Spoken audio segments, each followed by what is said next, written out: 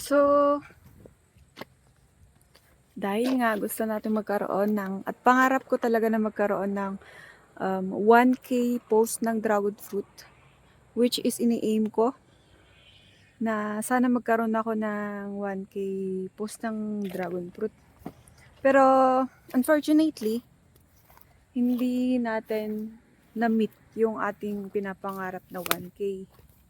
Dahil nga kinapos na tayo sa budget. But at least, thank you Lord kasi nagkaroon naman tayo ng, I don't know, I'm not sure, 700 posts ng dragon fruit. So, dyan po lahat napunta yung ating kaperahan. So, ayan po. Dito po sa banda dito, bagong tanim pa lang po yan. Ito po yung bago na pinagawa ko na poste. And kakatapos lang po nila magtanim ng poste last week. So, ito po, wala pa po kaming tanim kasi naubusan po kami ng seedlings. So, ang gagawin po namin, magkakat na lang po kami dito sa may lumang dragon fruit. But since meron na siyang konting signs of anong tawag nun, yung virus ng dragon fruit na kumakalat ngayon, ilulubog na lang namin siya sa fungicide.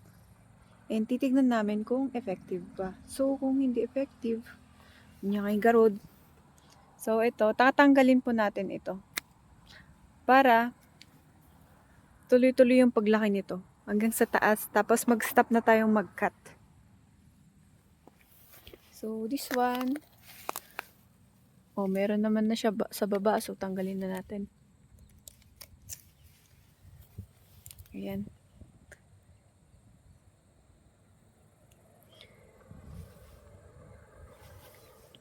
And, uy! Goku! Come! Here's my little doggy.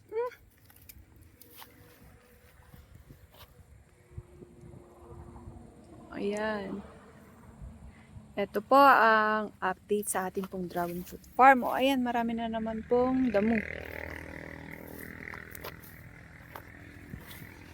So, ito pa yung naiwan ng bagyong uwan. Ayan, napakadaming, as in lahat talaga ng puno nabali. Yung mga, wait lang. Yung mga gantong stem, naputol dito yan. Kaya parang nasa 1.5 sacks ang pinaglinisan ko ng dragon fruit noon. So, but at least, meron naman tayong shoots dito. Mga generations ng ating dragon fruit. So, ngayon po, dahil po wala pa po tayong budget para sa tawag nito, pang abono, di ganyan po muna. Ow! Yan.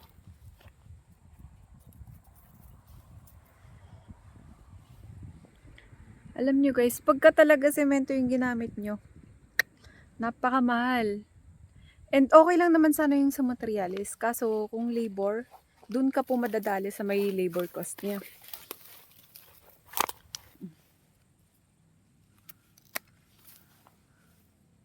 Ayan po. Pagka wala pa akong ginagawa, and pag off duty ko, dito po ako tumatambay sa aking dragon fruit farm. Kesa naman po mag-upa pa ako na maglilinis ng aking dragon fruit, ako na lang po. Tipid.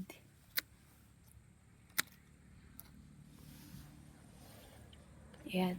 Ito pa po yung kinuha ni Uwan. Bagyong Uwan. Halos lahat po ng poste yung dragon fruit in the post nagkaputol-putol. Oh, shush. Oh shit, oh shit, oh shit. I saw something in here.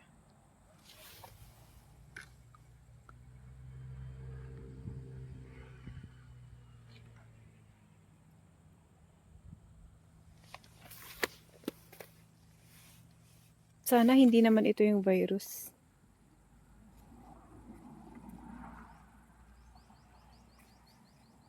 Sana wag, please.